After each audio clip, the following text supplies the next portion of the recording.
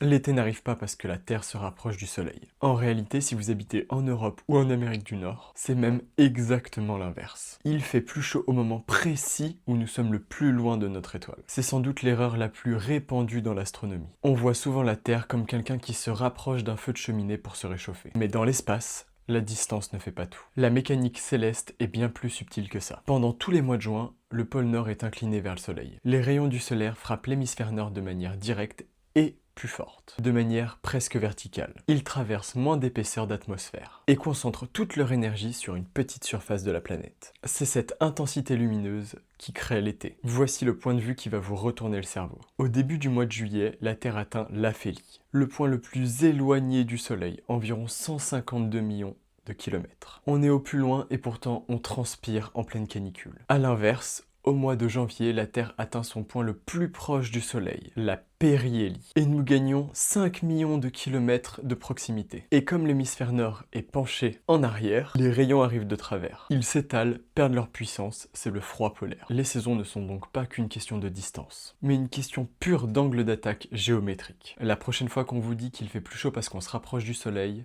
montrez-leur cette vidéo. N'hésitez pas à liker et à la partager.